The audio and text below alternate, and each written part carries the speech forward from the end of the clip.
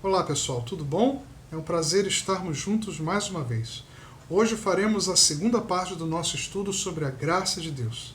Falaremos sobre a graça de Deus no Velho Testamento, que é manifestada não apenas no Novo Testamento, mas desde o princípio dos tempos. Hoje veremos de uma forma mais específica sobre o plano da salvação e como o texto de Efésios 2, verso 8, está presente na narrativa do Antigo Testamento. Fazendo uma breve recapitulação, vimos no último vídeo que os que reconhecem o senhorio de Jesus e submetem suas vidas a Ele, esses recebem o dom da salvação pela sua graça.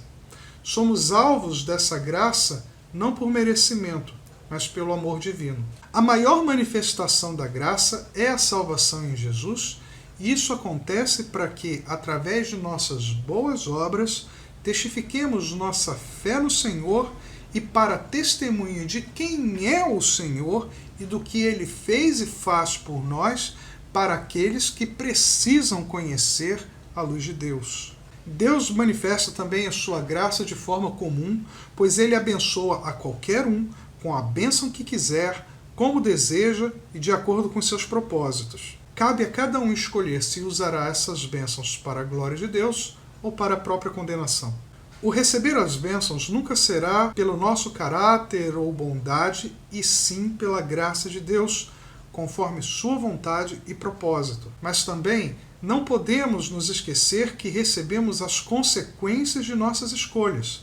Aquilo que o homem plantar, ele também colherá. Se plantamos coisas boas, colhemos coisas boas, assim como o contrário também acontece. Independente de crermos em Cristo ou não, essa lei é para todos. Não devemos sentir inveja daqueles que prosperam, mas no seu coração não temem ao Senhor, pois o final deles será uma eternidade de dor e aflição. Mas devemos nos alegrar na graça de Deus que nos sustenta, nos fortalece e nos ajuda mesmo em meio às nossas dificuldades. Vamos seguir com o nosso estudo falando da graça de Deus no Velho Testamento. Eu creio que chamar o Velho Testamento de o tempo da lei é um equívoco, e vou demonstrar por quê. Mas antes, vamos reler Efésios capítulo 2, versos de 8 a 10, que diz assim: Pois vocês são salvos pela graça, por meio da fé, e isto não vem de vocês, é dom de Deus. Não por obras, para que ninguém se glorie. Porque somos criação de Deus realizada em Cristo Jesus para fazermos boas obras, as quais Deus preparou antes para nós as praticarmos. Paulo diz no verso 8 com todas as letras: Vocês são salvos pela graça, por meio da fé, e isto não vem de vocês. Ou seja, nada do que vocês fizerem dará o direito a vocês de serem salvos. Por mais bondosos, corretos e caridosos que sejam, nada que vocês façam farão vocês alcançarem a salvação. Agora, vamos ler Gênesis capítulo 3, verso 15, que diz assim: Porém inimizade entre você e a mulher, entre a sua descendência e o descendente dela. Este lhe ferirá a cabeça e você lhe ferirá o calcanhar. Este texto narra sobre a queda do homem, as consequências do seu erro e a revelação de Deus sobre o seu plano para trazer de novo o homem para si. Aqui Deus revela não somente o seu plano de salvação, mas também a história da sua graça sobre a humanidade. Todos conhecemos bem essa história. Deus dá uma ordem: não comam daquela árvore. Muitos que não creem em Deus, ao lerem esse texto, dizem: fazer isso é como colocar um doce na frente de uma criança e dizer para ela não pegar. É claro que ela vai desobedecer, é claro que ela vai pegar. Ela vai fazer exatamente o contrário. Comparar o comportamento de Adão e Eva como o de crianças é um erro.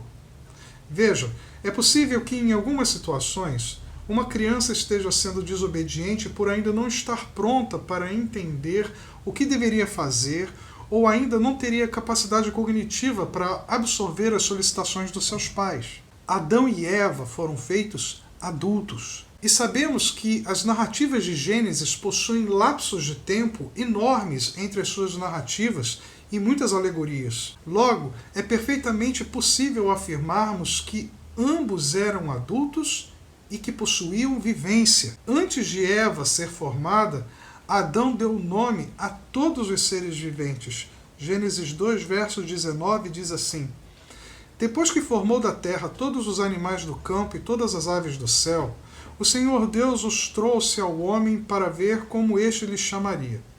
E o nome que o homem desse a cada ser vivo, esse seria o seu nome. Assim, o homem deu nomes a todos os rebanhos domésticos, às aves do céu e a todos os animais selvagens. Todavia, não se encontrou para o homem alguém que o auxiliasse e lhe correspondesse. Isso foi rápido? Com certeza não.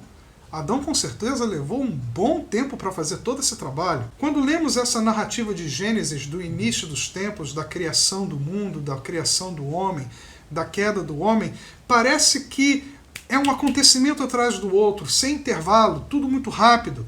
Mas como eu disse, fica evidente que os lapsos temporais entre as narrativas são enormes.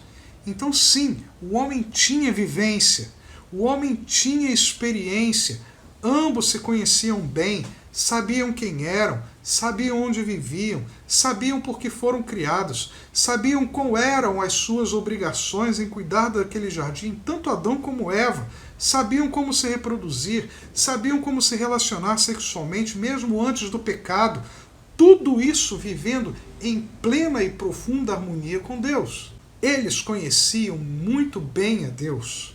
O relacionamento deles era profundo, era próximo e constante. Gênesis 3:8 nos diz que homem e mulher se esconderam ao perceber que Deus se aproximava deles. Diz lá o texto: ouvindo o homem e sua mulher os passos do Senhor Deus, que andava pelo jardim quando soprava a brisa do dia, esconderam-se da presença do Senhor Deus entre as árvores do jardim. Eles conheciam os passos de Deus.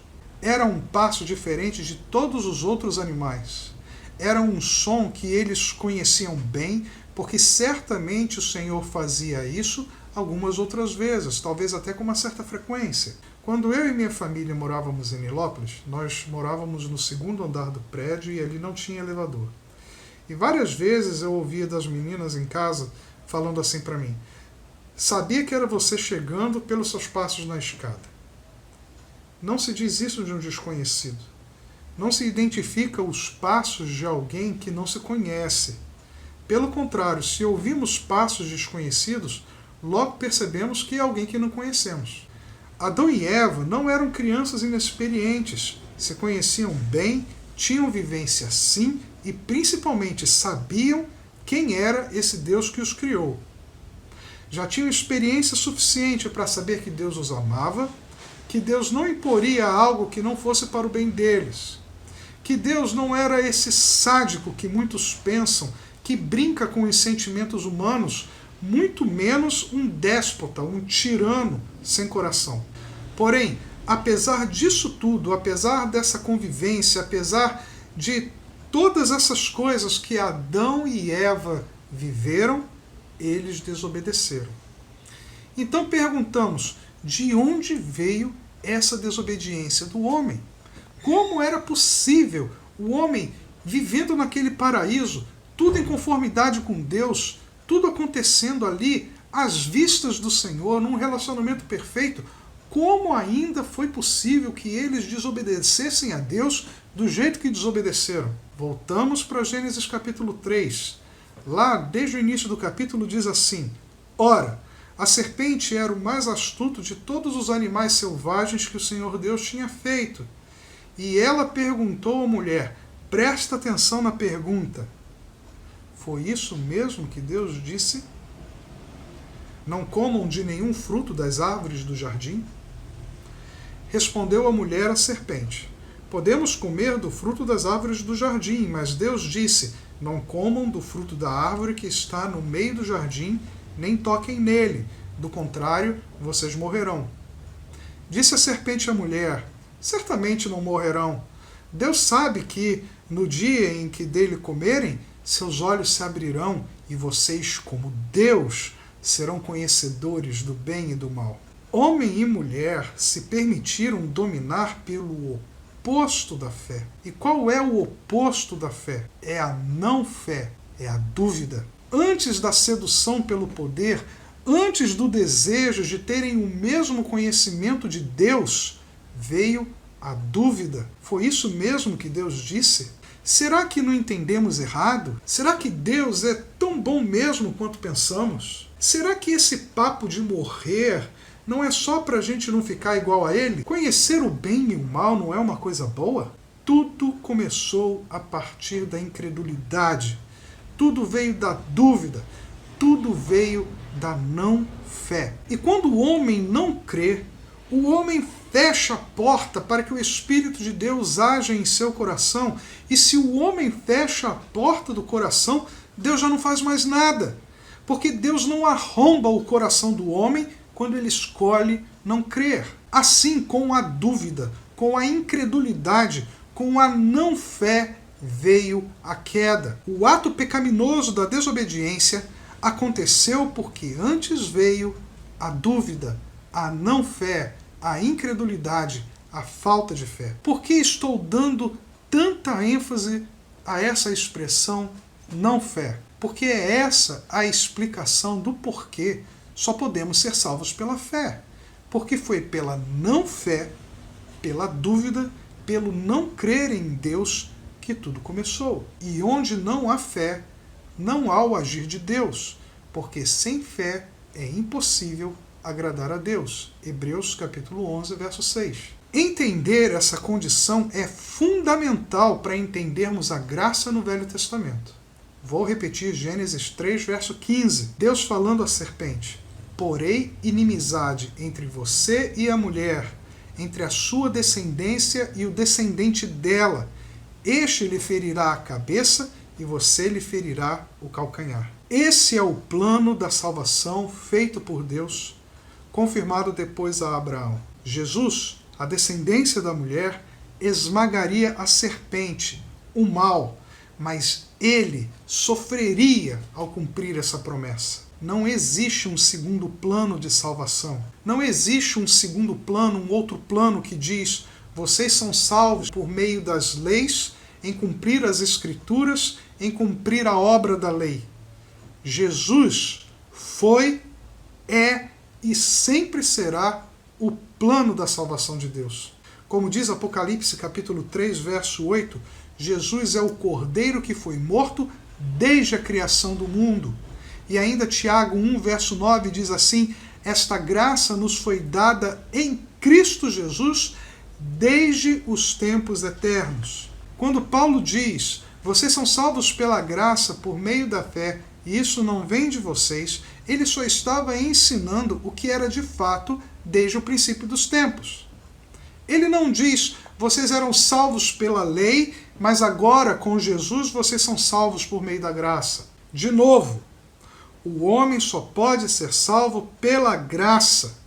Não há nada que ele faça que seja capaz de dar a salvação a si mesmo. Esse é o único plano de salvação existente, desde o princípio dos tempos. A Bíblia não se contradiz. Pergunte às pessoas o que elas devem fazer para ir para o céu, e a maioria vai responder: ser bom, fazer bondade. Jesus contradiz essa resposta. Tudo o que devemos fazer é crer e nos sujeitarmos a Ele. Deus está esperando de braços abertos para receber seus filhos.